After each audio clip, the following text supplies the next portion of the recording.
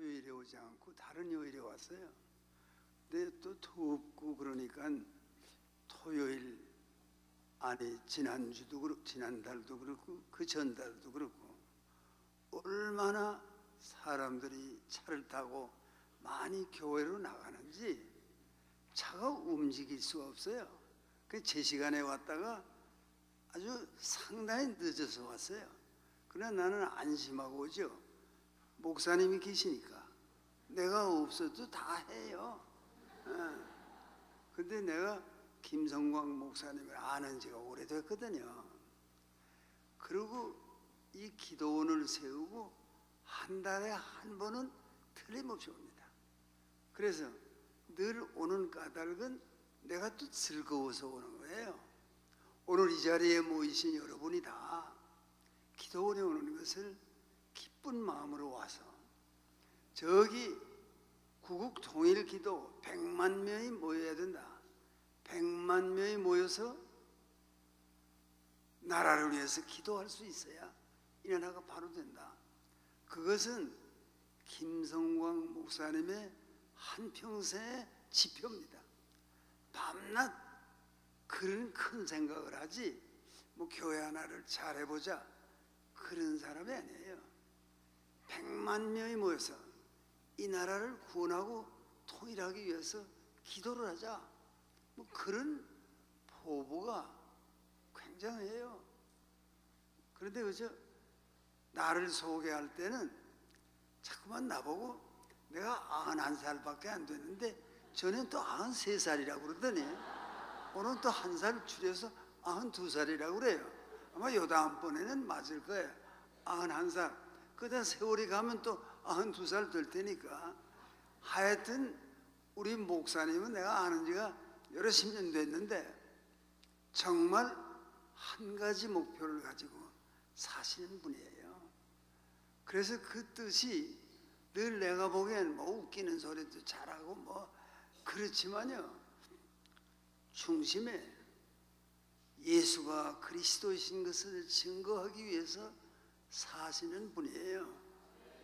그런데 이 기도원도요, 아주 피땀을 흘려서 이걸 세우고요, 매일 기도하면서 이 날을 맞이했습니다. 오늘 여러분 다들 휴가철이고 어디로 가고 그러는데 그래도 이 강남 기도원을 찾아와서 뜻이 어디 있느냐? 우리 자신을 위해서 기도할 뿐 아니라 나라를 위해서 기도해야 되겠다. 그런 큰 뜻을 가지고 이 기도원이 세워진 것뿐만 아니라 여러분이 오늘 기도원을 찾아오셨습니다. 나는 나이가 많고 그런데 나이가 많아도 뭐 한 셋은 아직 안 됐지만은 많아요. 그러면 내가 살아온 길을 돌이켜보면서 내 삶에 제일 중요한 한 가지가 뭐냐?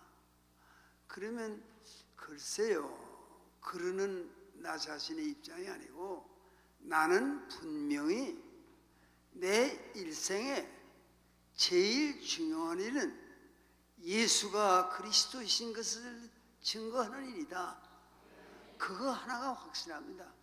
그래서 나는 여러분이 모이는 이 기도원에 나오는 것이 나 자신에게 있어서 또한 즐거운 일이고 희망 있는 일이고 바람직한 일이라고 생각을 하고, 힘찬 여러분의 표정을, 날씨는 이렇게 더워서 많은 사람들이 다 뭐 더워 죽는 사람은 없지만 다 추워서 죽는다 그러지만 더워서 죽겠다는 이 세상에 그래도 얼마나 여기 모인 여러분의 표정이 밝고 말이야.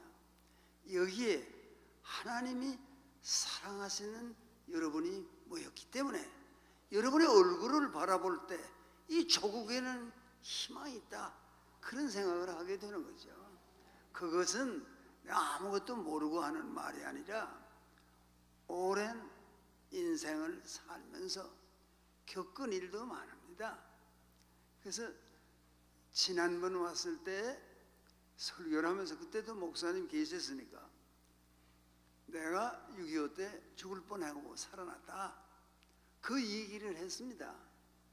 별로 하는 얘기는 아니지만 목사님이 나보고 내가 갈 때 무슨 부탁을 하는 거 아니에요. 요 다음에 와서도 또 그 얘기는 꼭 해주세요. 이러는 거예요. 그러니까 오늘도 안 할 수는 없잖아요. 목사님이 그 얘기를 해달라니까. 나는 뭐 지난번에 하고 또 하느냐 그러지만 우리 교인들에게 믿는 자들에게 그 경험은 절대 필요합니다. 꼭 얘기해 주세요. 근데 두 가지가 있어요. 또 하나가 있는데 그건 오늘 얘기 안 하고 요 다음번에 할게요. 요 다음번에 내달에도 또 오니까. 그런데 그 얘기가 뭔가 아니요. 다 누구의 삶에나 죽을 뻔한 건 있습니다. 다. 내가 한번 정말 이젠 죽게 되구나 이런 생각을 하게 되는 것이 6.25 사변주의예요. 그때 내가 23살이고 대학생이에요. 그런데 대학생인데 저 부산까지 갔어요. 뭐 걸어도 가고 기차도 타고 이러면서 피난을 갔는데 그것도 사정이 있어요. 내가 피난을 가려고 떠나는 것이 아니라 내가 학교의 총학생회장인데 그때 학교에서 학교를 지킨다고 몇 사람이 6.25 사변이 터지고 그럴 때에 교수 한 분이 나와서 군들 인민군이 다 가까이 왔는데 그냥 학교에 있으면 어떡하냐, 한 2, 3일만 좀 학교를 비켜놔서 남쪽에 어디 가 있다가 2, 3일 있다 돌아오면 어떠냐고 그러시는 거예요. 그러면서 학교 회계에서 봉투를 하나 가져다 주시면서 이걸 여비로 쓰고 잠깐만 나갔다 오라고. 그래서 떠났어요. 한강 벌써 철교 폭파한 때예요. 그러니까 갈 수가 없어서 이 피난을 떠나는 길이 저 서강 쪽에서 마포 쪽이죠. 거기서 조그만 배를 얻어 타고 강을 건넜습니다. 한강 다리가 그때는 하나밖에 없는데 저 무슨 한참 상류에 올라가면 또 하나가 볼 거 없는 다리가 하나 있었지만 이 서울 근처에는 한강 다리 하나밖에 없었어요. 그게 깨진 거예요. 그걸로 걸어갈 수가 없는 거예요. 그래서 할 수 없이 배를 타고 한강을 건너서 벌써 오후 시간이에요. 그리고 남쪽으로 걸어서 뭐 대전까지 가고 대전에서 뭘 좀 타고 어딜 가고 하면서 한참 걸려서 부산에 피난을 갔습니다. 그러니까 뭐 국가의 운명이 말할 수 없이 위급한 거예요. 그래서 이제 대구도 또 후퇴하면 결국은 부산까지 인민군이 가는 거로구나 이랬던 때예요. 그럴 때에 피난을 가서 가다가 경주에도 며칠 있고 이러면서 부산까지 갔습니다. 그런데 부산 가서는 미군 하역장에서 그 짐을 나르는 거 거기에 영어 통역을 하면서 한여름을 지냈습니다. 그때 거기서 일을 하면서 그저 빨리 서울이 수복되기를 기다리는데 안 되는 거예요. 안 되는 거예요. 그러니 집에 소식은 전혀 모르고 그 피난 와서 해운대에 있었어요.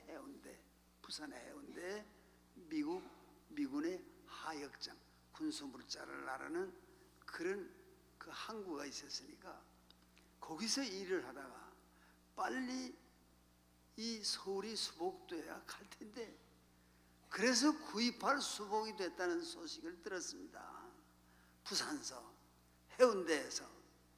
그리고 그때는 해운대에 집이 밑이 없어요. 지금은 일본 사람들이 제일 살았으면 좋겠다는 게 한국의 해운대래요.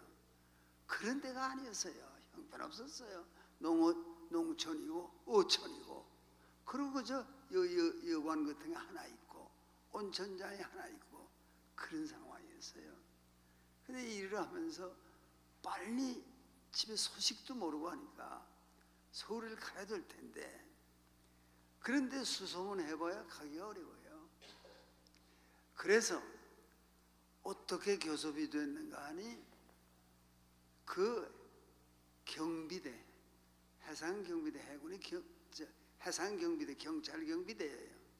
그 서울을 가는데 거기에 민간인을 몇 사람 태워줄 수 있겠다, 학생들 몇 사람 태워줄게, 이래서 그걸 얻어 탄 거예요. 근데 사실은요, 그 당시에는 서울에 갈래도 한강 도강증이 있어야 됩니다. 아무나 못 건너요, 한강을 건너가려면. 그런 어려운 때입니다. 그래서 그때 아니 부산에 갔다 올라와야 되는데, 구입할 수복도 되는데 올라와야 되는데, 경찰 경비정 한 10톤짜리, 내가 10만 5천 톤짜리도 타봤어요. 그 뒤에 크루즈 하는데 그건 아주 큰 빌딩 같아요. 이거는 10톤밖에 안 돼서 조그만 경찰 경비정이에요. 거기에 사람 몇이 탈 수 있어요.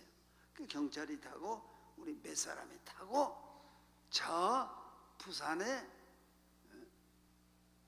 그 떠나서 이제 인천을 향해 갑니다. 처음에는 좋았어요. 날씨도 좋고 바람도 안 불고 좋은 날씨인데 그게 10월 초순 한 4, 5일경이었습니다. 1950년 10월 4일 내지 5일. 근데 처음에 좋았어요. 잘 떠나갑니다. 아 그래 기분 좋게 가던데, 아니 밤이 되면서 말이에요, 갑자기 풍랑을 만난 거예요. 이게 한 인간의 실제 경험입니다. 풍랑을 만났는데 그때는 서울만 수복했지 이 호남 일대에는 아직도 인민군이 있어요. 그러니까 도리가 없는 겁니다. 해안선 가까이에 가지 못하고 저 공해로 바다 가운데로 이렇게 해서 경비정이 인천을 향해 가는데 어쩌다 풍랑을 만났습니다. 경험 없는 사람은 몰라요. 요게 조그만 배가 대뚝대뚝 하고 바람은 불고 그러니까 물이 차고 그 다들 경찰만 물 풉니까? 우리 탄 사람들도 다 물 푸고 먹은 거 다 토하고 못 견뎌요. 힘듭니다. 그럼만 해도 그냥 비가 오고 폭우예요. 바람이 불고, 야, 그 야밤에 이젠 죽기도 했구나. 그걸 23살의 청년이 생각하는 거예요. 아, 죽음이 가까웠구나. 친구들도 몇 있지만은. 그래서 내가, 야, 이젠 이렇게 인생이 끝나는 거구나. 그러나 그때 사도 바울을 생각했어요. 내가 어려서부터 어머님 따라서 교회를 다녔으니까, 어려서부터 뭐 중고등학교 다닐 때도 교회 다니고, 뭐 주일학교 유치부부터 다녀서 쭉 다니고, 아주 계통을 그대로 밟아서 성장한 사람입니다. 대학생 돼서도 교회 다니고. 그래서 성경에 사도 바울이 고생을 많이 했다 그런 게 있잖아요. 40에 하나 감한 매를 뭐 5번을 맞았다든가, 그 고생을 많이 했잖아요. 돌매를 때려서 자칫하면 죽을 뻔했다든가. 바울이 고생을 많이 했더라요. 그 중에도 배가 3번이나 파선을 했다. 한 번은 물의 깊음에서 일주일을 보냈다. 밤낮을 물속에 있었어요. 사도 바울이 다 죽게 됐어요. 그래도 하나님이 뜻이 있어서 그 사도 바울을 그런 풍랑에서 살려주셨습니다. 그렇기 때문에 이제 여러분께 목사님이 읽어드린 성경 말씀처럼 내가 그리스도와 함께 십자가에 못 박혔나니, 자기가 사는 것이, 그런즉 이제 사는 것은 내가 사는 것이 아니라 내 안에 그리스도께서 사시는 것이다. 그게 사도 바울의 고백이에요. 실제로 고백이에요. 그런 어려운 일을 많이 겪었어요. 그런 중에도 뭐 감옥에 몇 번 갔어요. 나도 감옥에 간 일이 있기 때문에 그것도 또 우리 목사님이 좋아하세요. 그 얘기를. 우린 감옥에 가서도 뭐 감옥 안에서 학생들을 거느리고 예배도 보고 그랬으니까 그 얘기가 좋으시니까 그것도 꼭 잊지 말고 해주세요. 그랬지만 단번에 다 할 수 없으니까 그걸 요 다음번에 하고, 이번에는 풍랑을 이겨낸 큰 말씀을 드리는 거예요. 이 한 인간이, 오늘 91살이 된 이 인간이 실제로 겪은 경험이니까 사도 바울은 성경 말씀에 사도행전에 그런 기록을 또 많이 하잖아요. 얼마나 고생했는가. 예수를 믿어서 고생 안 하는 게 뭐 편안히만 살았다, 그건 진정 믿는 게 아니죠.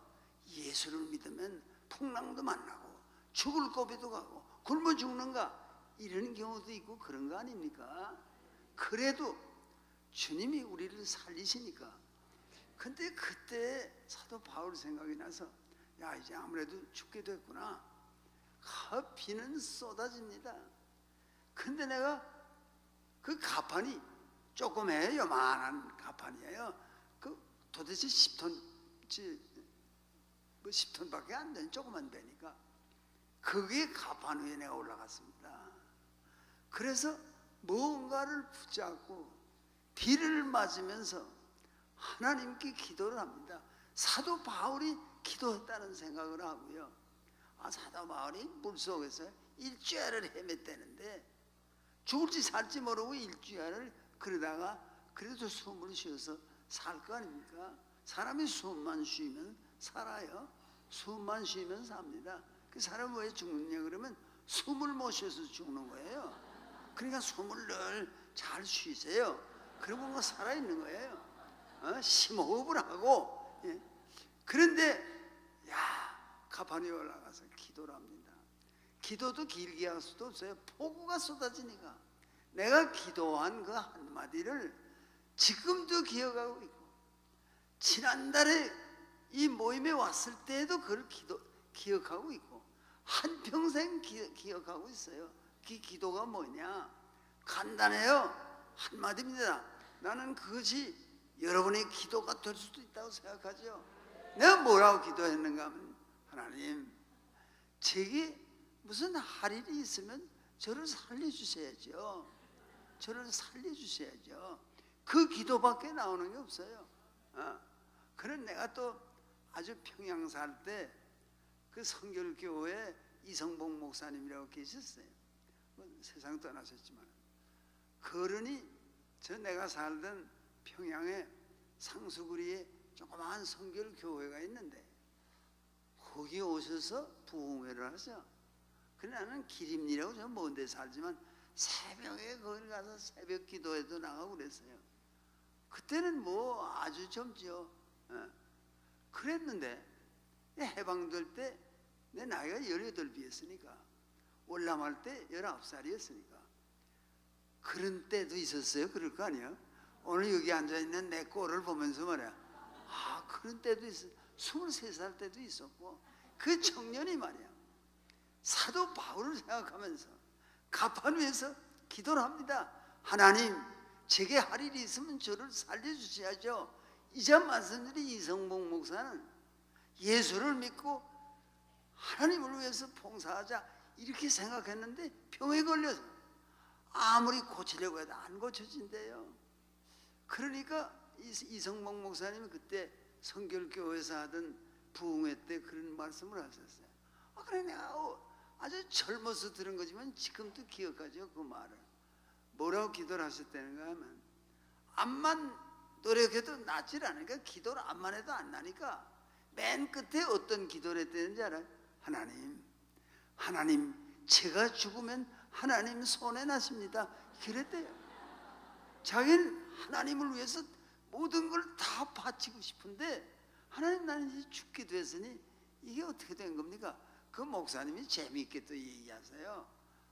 또 찬송가도 한 번 부르시고 그러면서 말이야, 그래서 자기는 그때부터 무슨 방법을 써도 낫지 않던 그 병이 그때부터 낫기 시작해가지고 그가 오래 사시면서 한 시대 40년대 50년대 가장 위대한 부흥 목사였습니다. 근데 나는 말이야, 그런 인물은 못 되지만은 그래도 기도를 하는 거예요. 하나님, 제게 할 일이 있으면 저를 살려주셔야죠. 그러고 내려와도 그냥 비가 그냥 와요. 또 물 푸고 이러다가 고단해서 쓰러져서 잠이 들었는지 몰라요. 그런데 아니 이 밤중 새벽 이렇게 눈을 뜨니까 말이에요, 아 바다가 조용해요. 아니 그러고 이제 새벽이 되었는데, 새벽이 되니까 태양이 솟아올라요. 햇볕이 비쳐요. 인천 앞바다가 저만큼 보입니다. 그 새벽이 됐어요. 거기 오니까 인천 상륙을요 9월 15일에 했습니다. 그해 1950년 9월 15일에. 그러니까 100일 동안 서울이 인민군 수중에 있었던 거예요. 석 달 동안. 그러니까 거의 100일이 있었잖아요. 그러고는 이제 인천 상륙을 15일에 하고, 그리고 9월 28일에 서울에 입성했습니다. 유엔군이.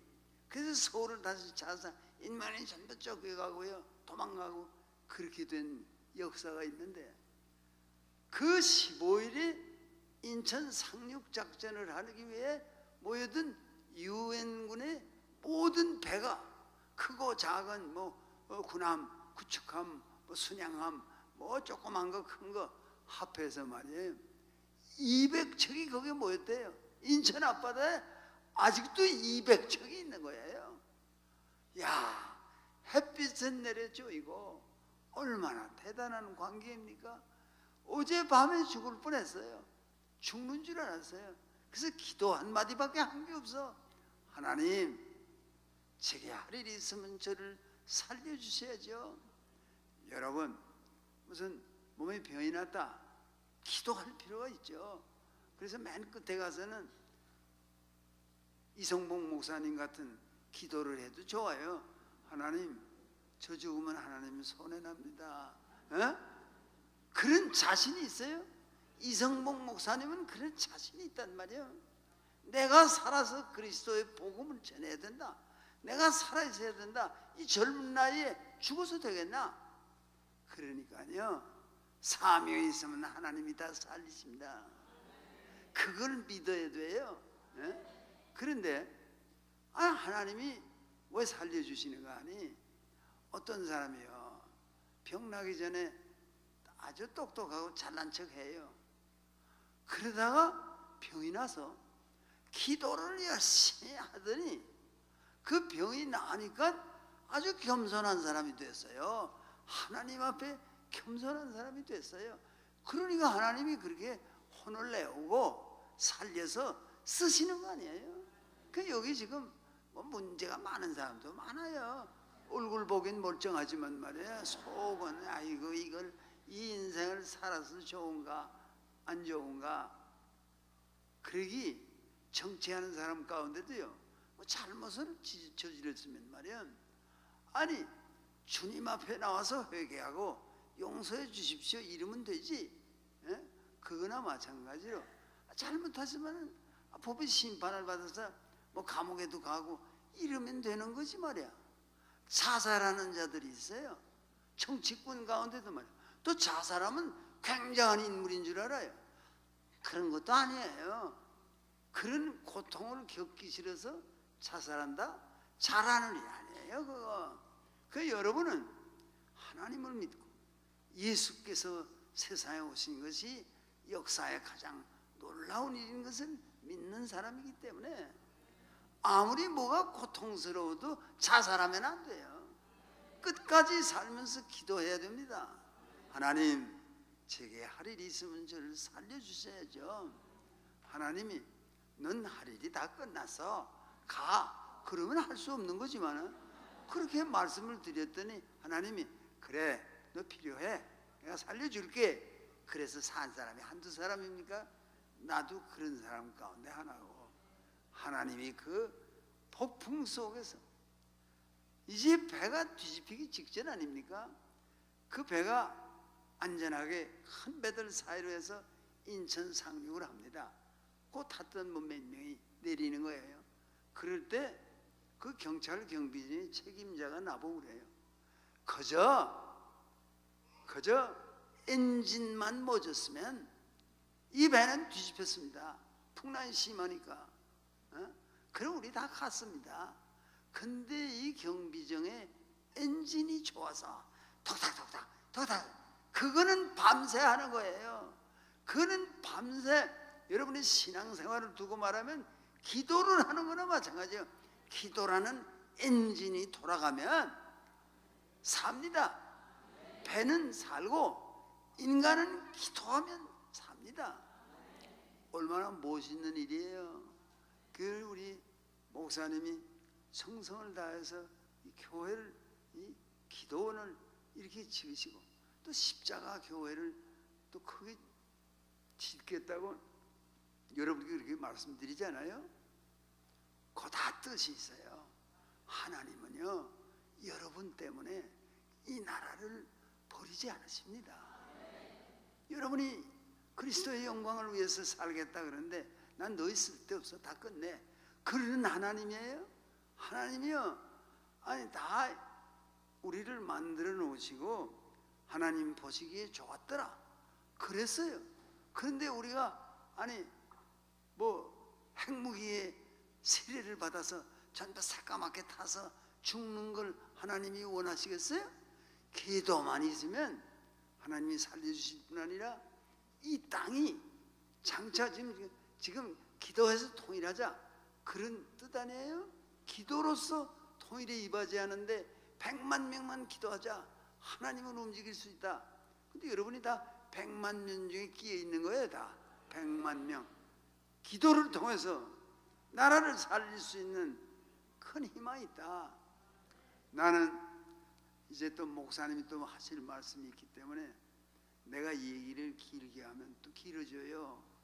그런데 내가 하고 싶은 말은 뭐냐 그러면 조선조의 유명한 선비에 고산 윤선도라는 이가 있었습니다. 그이는 참 30전후에 장원 급제하고 출세의 길에 올랐었어요. 벼슬길에 올랐습니다. 그런데 그 조정이 하도 썩었으니까 이 윤선도가 그 임금님께 상소문 한 장을 올렸습니다.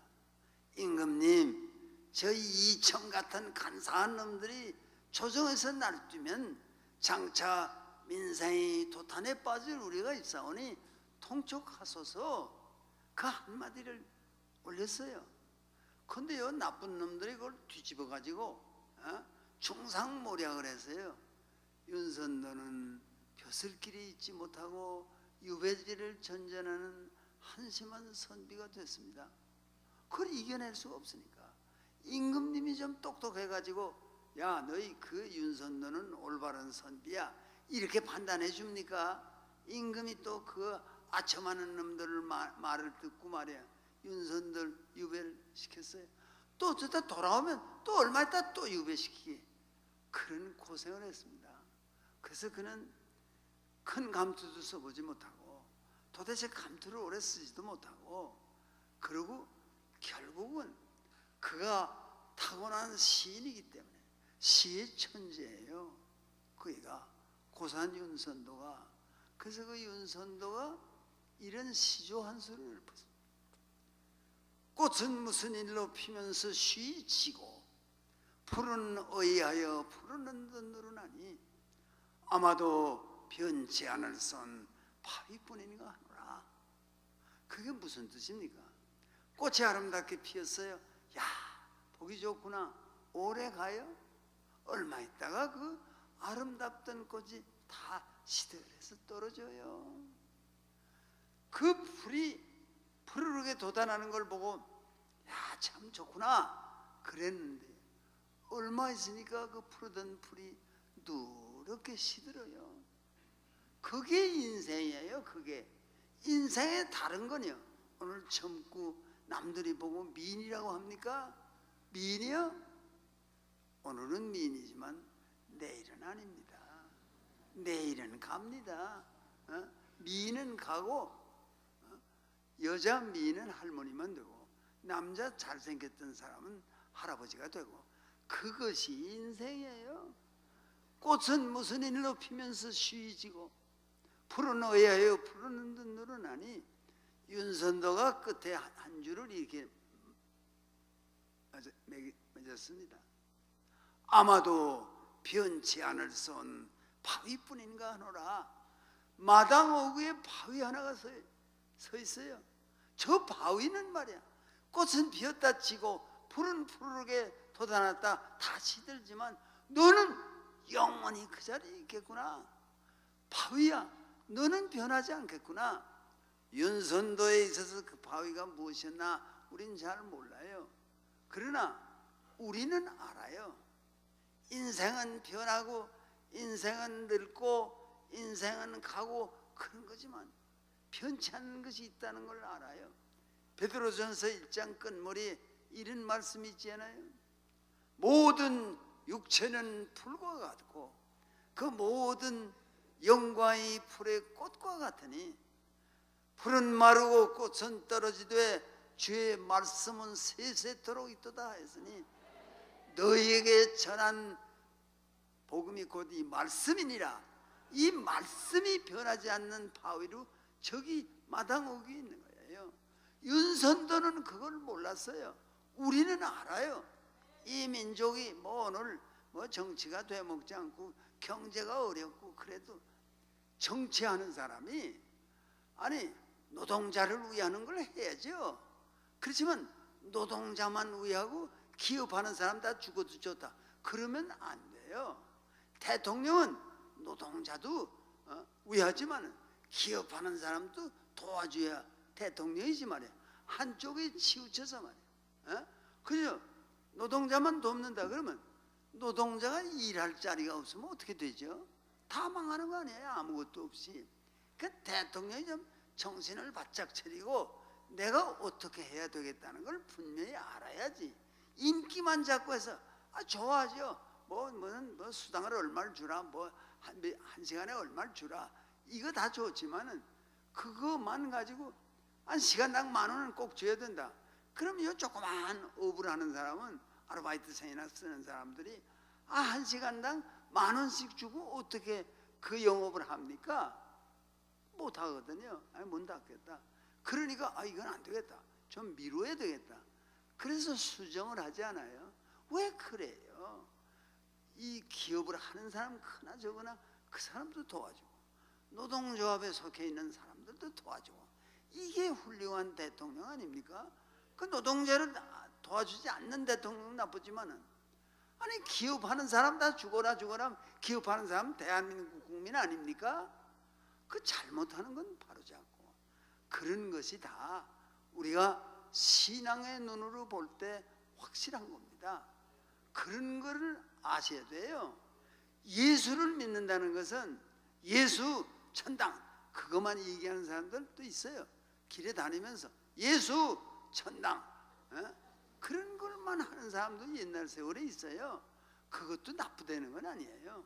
그러나 예수를 믿는 사람이 시대를 잘못 보면 말이야 큰 실수를 할 수 있잖아요. 어떤 정권이건 간에 정권이 다 국민이 선택한 거니까 그러면 아니 41%의 지지를 받고 대통령이 나왔다 그러면 아니 59%도 생각을 해야 되는 거 아닙니까? 59% 내가 대통령 되는 걸 원치 않는 사람도 그렇게 많다. 그걸 알고 정치를 해야지. 그리고 대통령은 너그러워야지. 아니 무슨 전에 대통령 하던 사람이 재패 갔다 그러면 그 대통령까지 지냈는데 이제 법정 구속기일이 만기되면 내보내야지. 이런 큰 생각을 해야지. 더 잡아도 더 30년 40년 그럼 못 써요. 그러면은 하늘에 계시니까 안 좋아하세요. 야 그렇게 잔인해서 되겠냐? 아니 네가 대통령이 된 거에 그이가 지금 감옥에 가 있는 대통령이 아니 탄핵을 돼서 자리를 내놨기 때문에 네가 된 거 아니야? 그럼 그걸 고맙게 생각해야지. 내가 뭐 봐드릴게요. 이래야 당연한 거 아니야? 아니 더 죄가 많은 사람이다. 무슨 아니 전 대통령이 무슨 그 약한 여자가 친구 하나 잘못 사귀어서 망한 것뿐이지. 그러면 친구를 사귀었으면은 그게 뭐 이름이 뭐든지 간에 아니 친구지만 늘 가까이 있고 싶다 그러면 비서실에 쓰면 될 거지. 비서실에 뭐 직원으로 쓰거나 그거 다 없는데 비밀리에 만나고 이러다 정치를 못한 거 아닙니까? 정치를 못해서 그 당에 있던 놈이 딱 쭉 또 한참 나가가지고 30몇 명이 그 중에 28명이 말이야. 박근혜 밑에 있던 28명이 박근혜 탄핵에 찬성표를 던져서 탄핵당한 거 아닙니까? 28명이 여당 사람이었어요. 그 찬표를 안 던지면요 박근혜는 감옥에 안 가고요 문재인은 오늘 대통령 아닙니다. 그렇게 된 거예요 이게. 근데 너무 한자리하고 교만하게 되면 안 돼요. 이 미국의 대통령도요 트럼프라는 사람도 능력은 있을 거예요. 그냥 교만하면 안 돼요. 나는 뭐나 할 수 있다. 그럼 못 써요 사람이. 대통령이 됐기 때문에 뭐나 할 수 있다. 앞으로 대통령이 돼가지고는 4년 5년 하고 단임제지만 앞으로 또 이 당이 정권을 잡고 앞으로 또 자꾸 그렇게 나간다. 하늘에 계시니가 웃으시며 야, 네 마음대로 되냐? 그렇게 안 된다. 여러분이 믿는 자가 지혜로워서 그런 생각을 해야 나라가 바로 되는 거 아닙니까? 나는 우리 김성광 목사님하고 가까워요. 그냥 좋아하고 나보다 훨씬 젊은 아들격 되는 사람이지만 믿음이 좋잖아요. 그리고 지금은 좀 저렇게 됐지만 예전엔 생긴 것도요 잘생겼었어요. 아니 목사들 중에 그렇게 잘생긴 사람 없었어요. 근데 자꾸 세월이 가니까 저렇게 돼가지고 내가 보기에 안 됐어요. 그렇지만 내 얘기는 이만큼 끝내고 이제 목사님이 또 믿음에 관해서 말씀을 또 계속 하실 거니까 내 얘기는 이걸로 끝내도록 하겠습니다.